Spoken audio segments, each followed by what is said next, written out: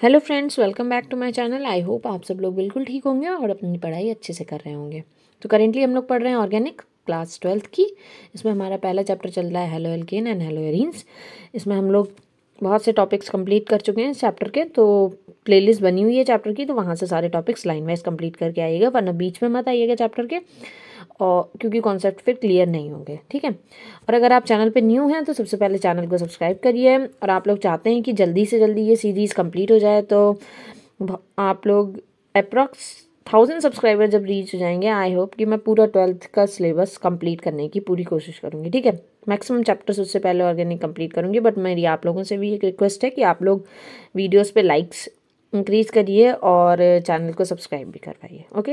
अपने फ्रेंड्स के साथ शेयर करिए, जिससे वो भी एनसीईआरटी को अच्छे से रीड कर सकें और सारे उनके डाउट्स जो हैं वो क्लियर हो जाए, ओके।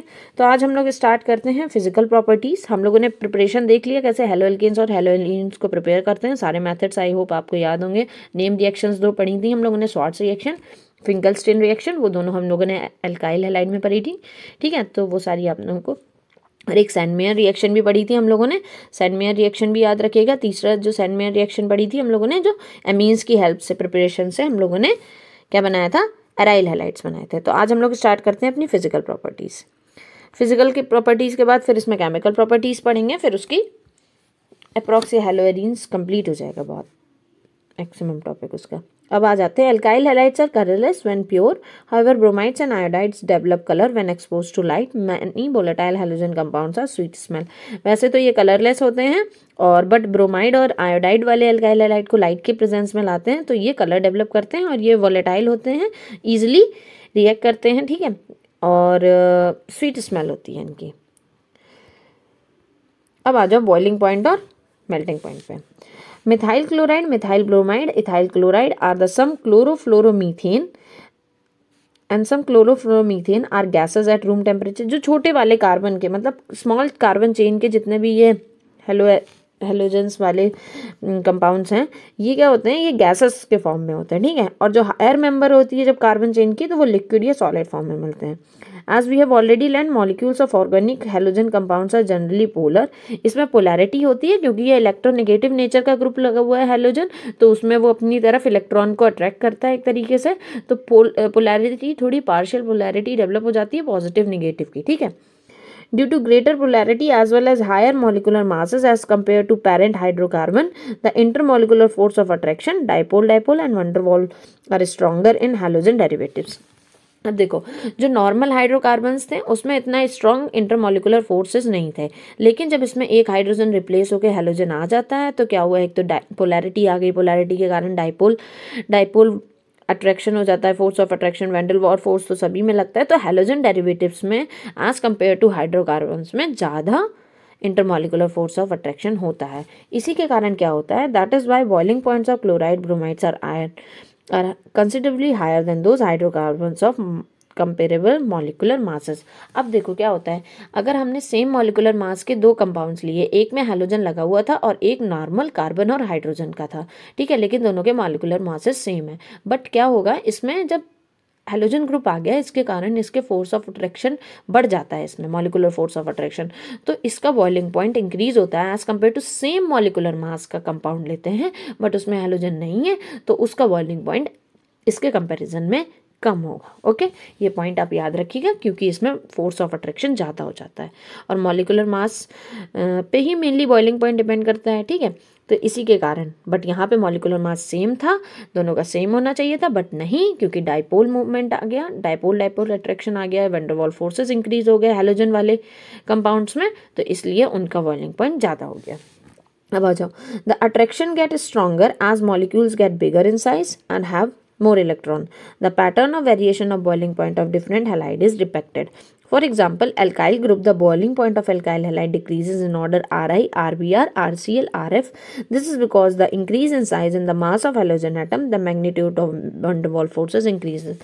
अब देखो, यहाँ पे बोला गया है, जब बिगर साइज हो जाता है तो ज़्यादा इलेक्ट्रॉन्स आ जाते हैं, बड़ा मॉलिक्यूल है, स्ट्रॉन्गर फोर्स ऑफ अट्रैक्शन हो जाएंगे उसमें, तो इसी के कारण उनका बॉइलिंग पॉइंट भी इंक्रीज हो जाता है। ठीक है, तो सबसे ज़्यादा बॉइलिंग पॉइंट सबसे बड़ा मॉलिक्यूल आयोडाइड का होता है। ठीक है, वो ज़्यादा फोर्स लगाएगा, तो आर का सबसे ज़्यादा बॉइलिंग पॉइंट होगा, उसके बाद RBr, फिर RCl, RF। ठीक है, R मतलब कितनी भी लंबी कार्बन चेन ले लो यहाँ पे, लेकिन R यहाँ पे जब कंपेरिजन कर रहे हो तो सेम नंबर ऑफ कार्बन की चेन ले रहे हैं। ठीक है, van der Waals forces of attraction increase हो गए, साइज इंक्रीज होने के कारण मास भी इंक्रीज हो रहा था, इसके कारण फोर्सेस इंक्रीज हुए, तो इसलिए उसका बॉइलिंग पॉइंट भी बढ़ गया।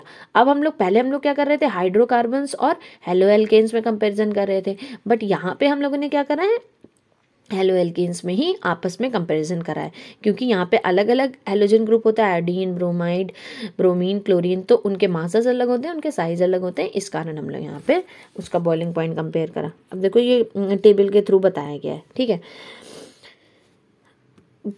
इसको अगर कंपेयर करना चाहो ना, देखो ये देखो स्मॉल कार्बन चेन वाला तो गैसेस है नेचर में। ठीक है, उसके बाद क्या कह रहे हैं, ये क्लोराइड्स हैं, रेड वाले क्लोराइड्स हैं, ब्लू वाले ब्रोमाइड्स हैं एंड येलो वाले आयोडाइड्स हैं। आयोडाइड का तो देखो हर जगह पे बॉइलिंग पॉइंट ज़्यादा है, चाहे वो फर्स्ट कार्बन की चेन हो, 2 कार्बन की चेन हो या 3 कार्बन चेन हो, आयोडाइड का तो हमेशा ज़्यादा है। ठीक है, उसके बाद कह रहे हैं जैसे जैसे कार्बन चेन बढ़ रही है, देखो मास बॉइलिंग पॉइंट तो बढ़ ही रहा है, कार्बन चेन बढ़ने के कारण बॉइलिंग पॉइंट बढ़ रहा है। दूसरा, आयोडाइड का इन तीनों के कंपैरिजन में सबसे ज़्यादा आयोडाइड वाले हेलोएल्केन्स का बॉइलिंग पॉइंट ज़्यादा होता है, उनका मास भी एक साइज बड़ा हो गया, इस कारण फोर्स ऑफ अट्रैक्शन ज़्यादा हो गया, इस कारण इनका बॉइलिंग पॉइंट ज़्यादा हो गया। ठीक है, अब आ जाओ नेक्स्ट पे, boiling point of isomeric haloalkanes decreases with increase in branching. For example, 2-bromo 2-methylpropane has the lowest boiling point among 3 isomers. अब देखो अगर ब्रांचिंग हो जाती है ना तो उसका बॉइलिंग पॉइंट डिक्रीज हो जाता है। अब देखो ये 4 कार्बन की चेन थी, ये भी 4 कार्बन की थी, ये भी 4 कार्बन का ही ग्रुप है। ठीक है, यहाँ पे सब ये चेन फॉर्म में लॉन्गेस्ट बड़ा सा स्ट्रक्चर है। उसके बाद क्या हुआ, ये फर्स्ट कार्बन पे Br अटैच था, यहाँ पे सब्सटीट्यूट होकर सेकंड कार्बन पे अटैच हुआ है, और यहाँ पे क्या हुआ है, सेकंड कार्बन पे एक मिथाइल ग्रुप भी क्या हो गया है, एक तरीके से डबल ब्रांचिंग हो गई। यहाँ पे तो एक ही ब्रांच निकली हुई थी, यहाँ पे एक ब्रांच इधर है, एक ब्रांच इधर है, डबल ब्रांचिंग हो गई। तो ब्रांचिंग बढ़ने से ये देखो बॉइलिंग पॉइंट क्या होता है, डिक्रीज हो जाता है। तो ये जैसे आप लोग याद रखिएगा, boiling point of isomeric haloalkanes, isomeric मतलब सेम नंबर ऑफ कार्बन है, ये आइसोमर है नेचर में। ठीक है, इनका मास भी सेम होगा। ठीक है, एटॉमिक मास सेम है सबका, लेकिन क्या हुआ, जैसे ही ब्रांचिंग कर दी हम लोगों ने तो वो बॉइलिंग पॉइंट उसका कम हो गया। अब देखो याद रखिएगा, ये वाला पॉइंट इंपॉर्टेंट है, इसको अंडरलाइन कर लेना अपनी एनसीईआरटी में कि ब्रांचिंग करने से आइसोमेरिक हेलोएल्केन्स का बॉइलिंग पॉइंट डिक्रीज हो जाता है। ये डायरेक्ट क्वेश्चन आ सकते हैं एनसीईआरटी के। ठीक है, फिर आ जाते हैं, boiling point of isomeric halobenzenes are very nearly the same, however para isomers are higher melting as compared to their ortho and meta isomer. It is due symmetry of para isomer that fits in the crystal lattice better as compared to ortho and meta isomer. अब देखो ऊपर जो हम लोगों ने बनाए थे ना, मैंने कहा था 2 तरीके के कंपाउंड बने, पैरा कंपाउंड बना, एक ऑर्थो कंपाउंड बना, जब हम लोग सब्स्टिट्यूशन कर रहे थे। तो यहाँ पे उनके मेल्टिंग पॉइंट में डिफरेंस होता है। अब उनके मेल्टिंग पॉइंट में डिफरेंस इसलिए होता है क्योंकि जो पैरा वाला कंपाउंड होता है उसका क्रिस्टल जो होता है वो थोड़ा सा सिमेट्रिकल होता है, वो ईजिली लैटिस में फिट हो जाता है। लैटिस मतलब जो भी कंपाउंड है, अगर आपने सॉलिड स्टेट पढ़ा होगा तो उसमें देखते हैं ना लैटिस में कैसे, मान लो कोई स्ट्रक्चर है उसमें फिक्स हो जाए, ये बॉक्स है तो उसमें सर्कुलर चीज़ें अच्छे से फिक्स हो रही है ना, फिक्सिंग, ये तो यही लैटिस में फिक्स हो जाना उसको कहते हैं। तो पैरा वाला अच्छे से फिक्स हो जाता है तो उसको मेल्ट करना इतना इजी नहीं होता, इसलिए उसका मेल्टिंग पॉइंट हाई होता है as compare to ortho and meta. बहुत ज़्यादा डिफरेंस नहीं होता है, बट हाँ फिर भी डिफरेंस होता है। अब देखो ये दिखाना है ना बॉइलिंग पॉइंट, देखो बॉइलिंग पॉइंट तो ऑर्थो वाले का सबसे ज़्यादा है। ठीक है, बॉइलिंग पॉइंट अलग है, मेल्टिंग पॉइंट अलग है। ठीक है, बॉइलिंग पॉइंट तो ऑर्थो वाले का सबसे ज़्यादा है, उसके बाद आया मैटा वाले का, उसके बाद आया पैरा वाले का। ठीक है, बट यहाँ पे जब हम मेल्टिंग पॉइंट की बात करते हैं तो मेल्टिंग पॉइंट पैरा वाले का सबसे ज़्यादा है, क्योंकि इसमें सिमेट्री आ जाती है। तो इस बात को याद रखिएगा, ये थोड़ा सा इंपॉर्टेंट है, बॉइलिंग पॉइंट और मेल्टिंग पॉइंट का दोनों। तो ठीक है, इसको दिमाग में रखिएगा, बॉइलिंग पॉइंट का और मेल्टिंग पॉइंट का ट्रेंड डिफरेंट है। अब डेंसिटी क्या होती है, मास अपॉन वॉल्यूम। ठीक है, तो ब्रोमो, आयोडो या कितने भी polychloro derivatives of hydrocarbons are heavier than water, पानी से ज़्यादा हैवी होते हैं। डेंसिटी इंक्रीज करती है as increases number of carbon atoms of halogen atom and atomic mass of halogen atom. भाई जितना बड़ा, देखो डेंसिटी तो डायरेक्ट मास पे डिपेंड करती है ना, तो मास ज़्यादा होगा जिसका, उसकी डेंसिटी भी ज़्यादा होगी। ठीक है, यहाँ पे देखो 37B, देखो यहाँ पे देखो आयोडीन सबसे बड़ा होता है साइज में, तो उसका मास ज़्यादा होता है तो उसकी डेंसिटी भी ज़्यादा है, ठीक है। अब कंपाउंड देखो यहाँ पे क्या कर रखा हुआ है, 4 Cl ग्रुप लगा दिए हुए हैं, ठीक है। यहाँ पे 3 ही Cl ग्रुप लगे, यहाँ पे 2 Cl ग्रुप लगे, तो 4 Cl ग्रुप की डेंसिटी ज़्यादा होगी क्योंकि Cl का मास ज़्यादा होता है as compare to carbon and hydrogen, ठीक है। तो ये डेंसिटी भी समझ में आ गई। अब सॉल्युबिलिटी को कल कंप्लीट कर लेते हैं और कल ही केमिकल रिएक्शंस भी स्टार्ट करेंगे। आई होप आप लोगों को वीडियोस अच्छे से समझ में आ रही होंगी सारी, और सारा कंटेंट समझ में आ रहा होगा। तो प्लीज़ चैनल को सब्सक्राइब ज़रूर करिए और इसे अपने फ्रेंड्स के साथ भी शेयर करिए। और आई विश ये इस चैनल पे जल्दी से जल्दी सब्सक्राइबर्स बढ़ जाएंगे, तो मैं ट्राई करूँगी कि ऑर्गेनिक्स को बहुत जल्दी कर पाऊँ और आपके प्रीवियस ईयर क्वेश्चंस भी फिर सॉल्व कर पाऊँ, ठीक है।